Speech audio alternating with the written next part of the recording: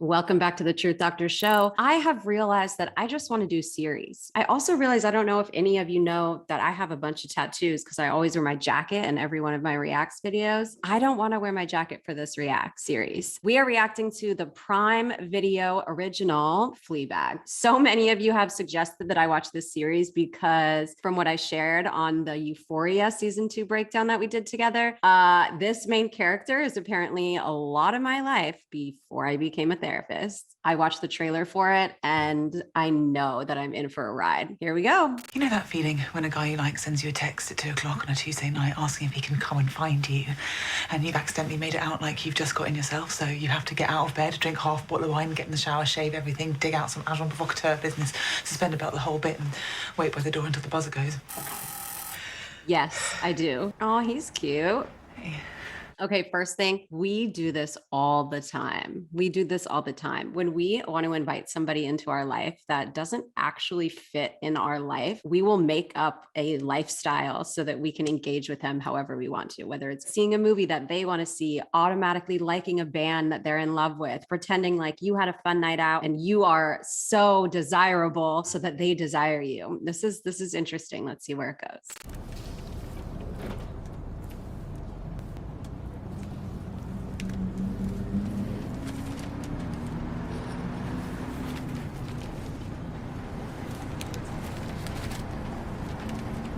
This doesn't happen very often, does it? No. No, I suppose it's quite rare, yeah. I hate myself. Are you going to work? Um, Fuck me, you've got a boyfriend. no, we broke up quite recently. So far, the two interactions that we've seen the main character have has to do with alcohol and sex. Definitely when people are, not all the time, but often when people are really infused in this lifestyle of alcohol and sex, it has something to do with adrenaline and cortisol and wanting to engage in impulsivity and possibly numbing and sort of just trying to create chemicals and hormones in the body that will shift us from one place to another. I'm loving the narration that's going on in this. I love when she was like, I hate myself, because how many times do we find ourselves like in these such uncomfortable social situations where like you just want to get the F out of there and you literally would jump out of your body if you could, but you can't. And so you're just sitting there in this awkwardness of like laughing, like, oh my God, like just fucking kill me now. And it's just ridiculous. And I'm glad that they pointed that out. The extremism of those who would use democracy to deny minority rights. This is uncomfortable. To the nation's economy.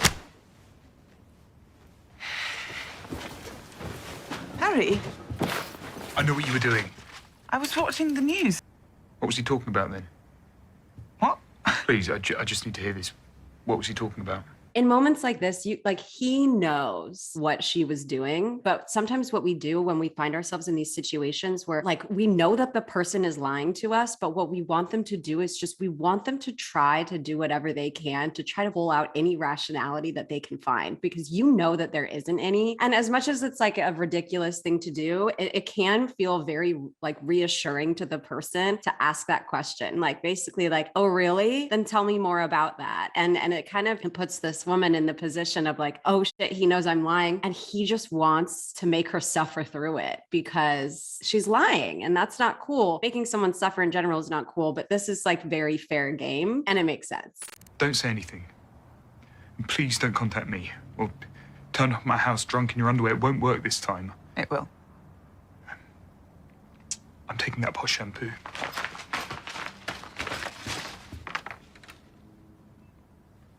He was talking about democracy. Oh, he was just really kind. So that's a really sad moment. Apparently that's her ex-boyfriend. I have not seen this. These are raw reacts, so please don't spoil anything in the comments. He seemed genuinely upset. And I think that that's important to talk about because she obviously has some things going on for her. If she showed up to his house trying to make up for a fight they already got into before when she was intoxicated and in her underwear, and she says to the camera, it'll work again. It's not manipulation, but it's that she's not understanding that he was looking for a genuine emotional connection connection. That's likely why he had tears in his eyes. And he's trying to set this boundary, like, please don't reach out to me again. You've really hurt me. And it's likely that her substance use and potential sex obsession has gotten her to a place where she can't actually engage in a solid relationship. And I don't know why yet. I hope we'll find out soon. So was that like, you can have my number, or what do we... Yes. Yeah, I guess that's a yes. Oh my God, great. Okay. That now? Because she can't say no. Thank you for coming in today. We really appreciate you considering us for your small business startup loan. Are probably aware we haven't had the opportunity to support any women-led businesses since the... Sexual harassment case. A sexual harassment case. It says in here that you opened the business with your partner and... OK. I'm sorry, that kind of thing won't get you very far here anymore. Might think No! Seriously, I wasn't trying to. I was hot. I take this kind of thing very seriously. I'm not trying to shag you. Look at yourself. You don't understand. I need this. I need this loan. Please just leave. Now they've shown at least two different experiences where there is this disconnection from somebody else in the world and her. When her ex-boyfriend was breaking up with her, he said, like, don't follow me, don't talk to me, and basically setting this boundary of separation. And the same thing's happening with this loan officer. He's saying, like, you can leave now. So she's continuously getting told that she needs to remove herself from wherever she is, and her impulses continuously get in the way of the progress that she wants to make in life. She may want a stable relationship with somebody like her ex-boyfriend, but she can't get a grasp on her own impulses in order to live a more value-based life. I believe her that she was trying to get cooler because she was so hot. And honestly, when you're really hot and you're really anxious and out of breath and in a situation that's super important for the future of your life, your front brain will stop working. Often the survival part and the emotional part of our brain is really taking over in moments of anxiety to let us know, is there a threat? Do we need to be acting this way or that way? But the unfortunate part is that it sort of shuts off the rational part of the front of our brain that also controls our impulses. So she's sitting there and you can tell she had not grounded herself in that moment, like, at all. And so she went to cool herself off, realized really quickly that she didn't have a shirt on underneath. And the thing that's really upsetting is that obviously they were saying that this company had a sexual harassment claim. And now he's seeing her as just a woman that would try to use sex to get a loan. And that's just like a little bit misogynistic, I think. Although she may have been open to doing something like that, but I don't know. It doesn't seem like that was happening in this moment. Let's do a flash poo and prep. Christ, did you wash your hands? She's just always out of breath. Oh my God, you are disgusting. Hell. Of course I washed my hands. It's not like I grew up without a mother. Dad's way of coping with two motherless daughters was to buy us tickets to feminist lectures, start our godmother, and eventually stop calling. Growing up without a mother is such a difficult experience to go through, and it can make us have difficulty in engaging in relationships in the future because at our core, we feel that there was something missing. And with a father who responded to, like she said, to motherless daughters by sending them into feminist experiences because he probably didn't know much about the feminine experience of being alive, but then to go on and to sleep and get with a godmother, I think it likely instilled, and it seems like they both dealt with this in two very different ways. It seems like this main character played by Phoebe is far more chaotic, has unstable relationships, poor impulse control, likely attachment issues, substance use issues. So we're going to continue to see how that progresses. And her sister seems to have handled not having a mother and having what happened with her father in a very different way, almost in the opposite way, being, keeping everything contained, maybe deciding that in order to survive her childhood and go on into her adulthood, that she needed to have everything organized and have everything in control so that she could feel protected by herself.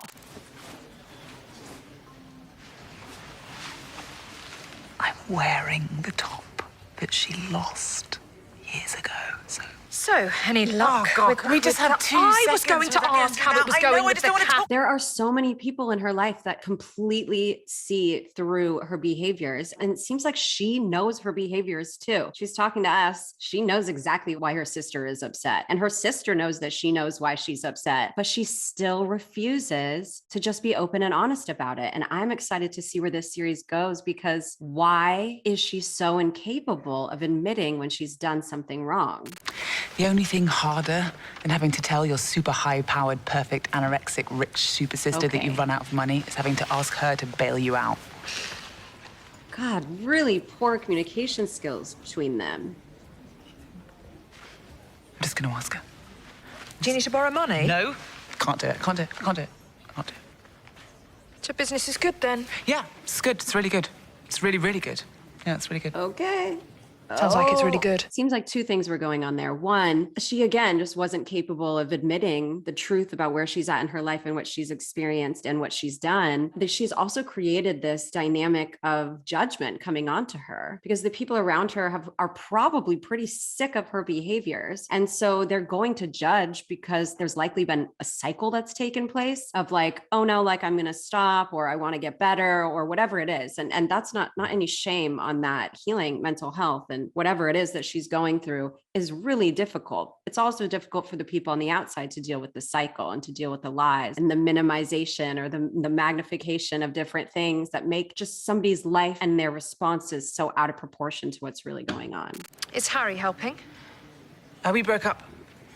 What? Again? Again, If you see him, I'm a wreck, okay? if you see him, I'm a wreck, okay? The emotional attachment was totally different between those two people in that relationship. You can tell just simply by that statement. He was walking out of her room after essentially breaking up with her, crying because he's so hurt by continuously putting himself out there for connection, love, trust, intimacy. You know, when he says like, don't stop me from leaving, don't stop me from leaving. And she wasn't, she wasn't. And then he says like, and don't show up to my house drunk again. And so it's like, she can't express herself when she's sober. And I don't know, I haven't seen her intoxicated yet, but it seems like she's just so disconnected. And she still wants to portray this self that she isn't actually. If you see him, I'm a wreck. Why? Because then that would imply to him that maybe she did care like he thought she cared, and he may open up the door again in the future so she doesn't have to. Gosh, just don't get drunk and scream to his letterbox again. Wow, thanks for the vote of confidence. Don't get drunk and shit in your sink again.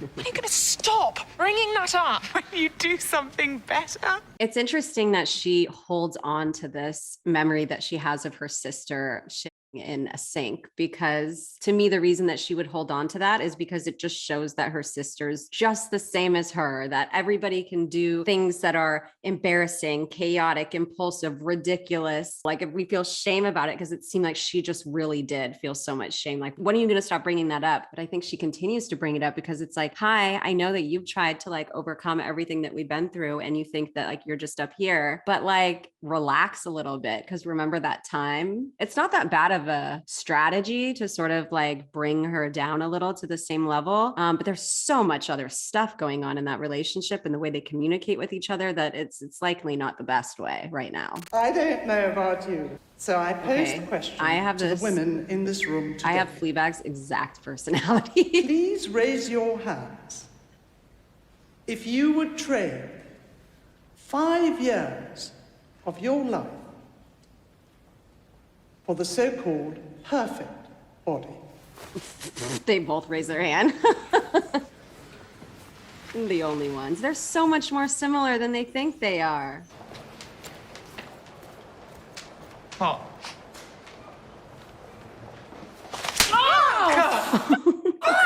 Jesus! Hug! Why the f*** did you do that? It's terrifying. Never do that again. Interesting. I mean, funny and interesting. The sister was finding a moment of connection with Fleabag. And honestly, it was probably because she brought up, remember that human thing that you did that you think was super embarrassing and you think everything I do is embarrassing. But then also when they both raised their hand, so they became a team, even just in an instant, then they both hid in the same way as a team. For her, it seems like the sister's guard was let down, but Fleabag has such an internal guard, such an active amygdala and emotional protective aspect of her being, that when her sister went in for a hug, she hit her or something, whatever ended up happening, because that was overwhelming for her. She just reacted as though she was being attacked. People can respond in so many different ways for so many different reasons. And in my opinion, this really does show just one aspect of how they've processed the trauma that they've gone through differently.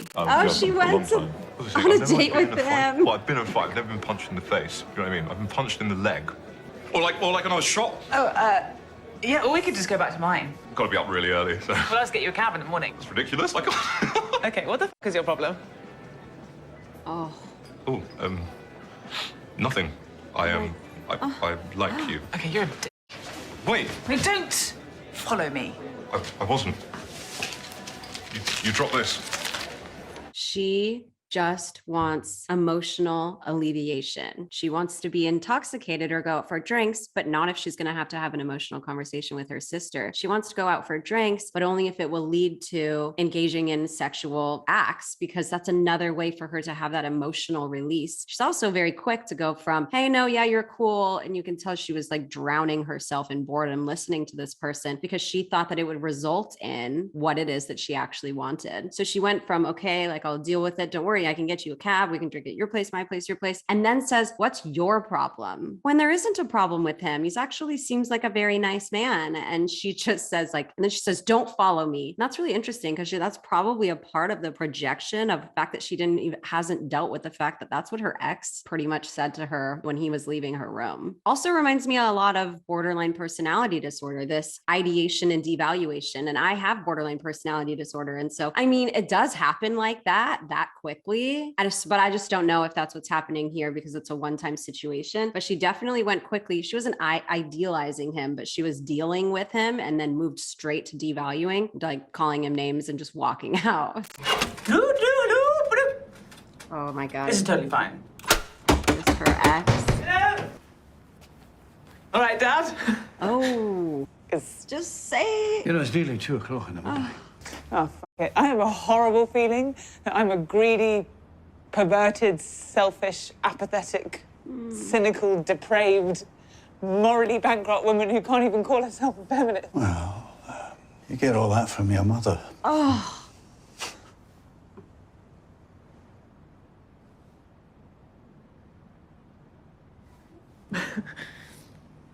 No, what kind of response is that? Good one. What she needed in that moment was a loving parent that could respond with a reframe of how the behaviors that she's enacting and the way that she feels and thinks is a result of likely her grief and difficult upbringing and lack of interpersonal skills, and that these things can be improved, and that it makes sense to be at a space where you would think so negatively about yourself when people are constantly pushing you away or you're trying to pull them near and they don't want to come. And instead what happened was he brought up probably her biggest trauma of her lifetime. Not that she's like her mom, but just her mom in general, because she grew up without her in some degree. And so her response is, good one. Like, how could you, like, now I just feel even worse. Again, yeah, this is just a disaster. A disaster. Let's keep watching. To be fair, she's not an evil stepmother. She's just a cunt. What are you doing? Oh, painting. I find the night times very peaceful, usually. Oh, warming up? It's very valuable, actually. How much? Thousands. Can I have it? No. She's gonna take it. Thanks. I opened a cafe with my friend Boo. Cute name. Yeah. Yeah, she's dead now. She accidentally killed herself. It wasn't her intention, but it wasn't a total accident. She didn't actually think she'd die. She just found out that her boyfriend f***ed someone else and wanted to punish him by ending up in hospital and not letting him visit her for a bit.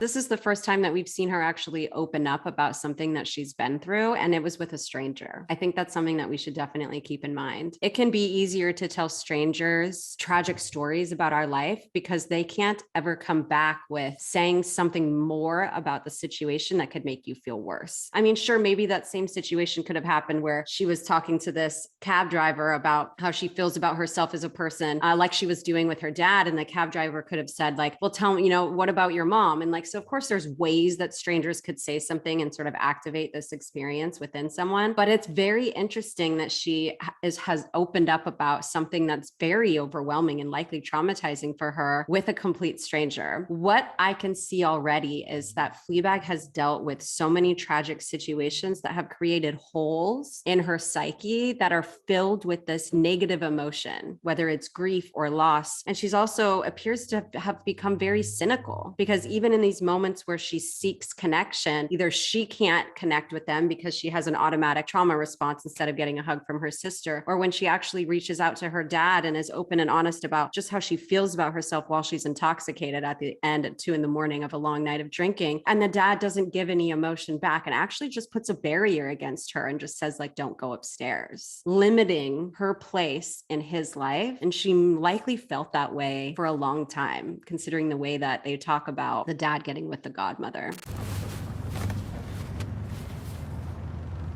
She did take it. Oh God, girl, come on.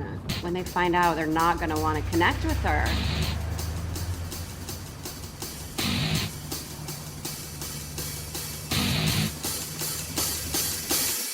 Okay, I absolutely was Fleabag when I was growing up. I feel like I'm a great therapist to be reacting to this. What questions do you have? I like that these episodes are shorter. Is there anything I missed in this episode that I should have caught on to for the future episodes? Let me know so I can be informed, but no spoilers. Don't forget to subscribe. I'm Dr. Courtney Tracy. This is the Truth Doctor Show. On this show, I deep dive into different shows and use pop culture and the media as my medium to look at the world through a mental health lens. Hit that subscribe button, hit the like button if you made it this far, and leave me a comment. See you next week.